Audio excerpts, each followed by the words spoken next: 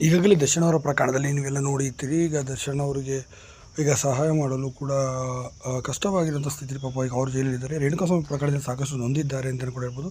ಇನ್ನು ಇದೇ ಸಂದರ್ಭದಲ್ಲಿ ಏನೋ ತಪ್ಪು ಮಾಡಿದ್ದಾರೆ ಅಂತ ರೇಣುಕಾಸ್ವಾಮಿ ಪತ್ನಿ ಅವರು ಇದೀಗ ಶಿಕ್ಷೆ ಅನುಭವಿಸೋದು ಭಾಳ ಬೇಸರ ಸುದ್ದಿ. ಇನ್ನು ವಿಚಾರವಾಗಿ ವಿಜಯಲಕ್ಷ್ಮಿಯವರು ಸಹ ತಮ್ಮ ಕೈಲಾದಂಥ ಸಹಾಯವನ್ನು ಈಗ ಮಗುವಿಗೋಸ್ಕರ ಹೋಗಿ ಮನೆಗೆ ಹೋಗಿ ಮಾಡಿದ್ದಾರೆ ಅಂತ ಹೇಳಲಾಗ್ತದೆ.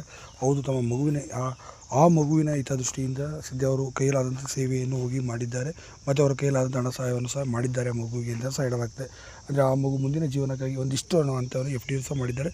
ಈಗಾಗಲೇ ವಿಜಯಲಕ್ಷ್ಮಿ ಮಾತ್ರ ಬರದೆ ಸಾಕಷ್ಟು ಜನ ರಾಜಕೀಯ ನಾಯಕರು, ಮುಖಂಡರುಗಳು, ಇನ್ನೂ ಕೆಲವರು ಯೂಟ್ಯೂಬರ್ಸ್ಗಳು ಕೂಡ ಹೋಗಿ ಅವರಿಗೆ ಸಹಾಯ ಮಾಡಿರೋದು ಇವತ್ತು ಸ್ಮರಿಸ್ಬೋದು.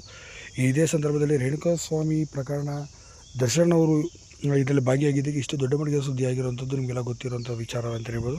ಸದ್ಯ ದರ್ಶನ್ ಅವರು ಈಗಾಗಲೇ ಜೈಲಿನಲ್ಲಿ ಸಾಕಷ್ಟು ಕಣ್ಣೀರು ಕೂಡ ಹಾಕುತ್ತಿದ್ದಾರೆ. ಜಾಮೀನಿಗಾಗಿ ಸಾಕಷ್ಟು ಪ್ರಯತ್ನಗಳನ್ನು ಕೂಡ ಈಗಾಗಲೇ ಮಾಡ್ತಿದ್ದಾರೆ. ಇನ್ನೊಂದು ಕಡೆ ವಿಜಯಲಕ್ಷ್ಮಿಯವರು ಹೋಗಿ ರೇಣುಕಾಸ್ವಾಮಿ ಪತ್ನಿಯನ್ನು ಭೇಟಿ ಮಾಡಿ ಅವ್ರ ಕೈಲಿ ಆದಂಥ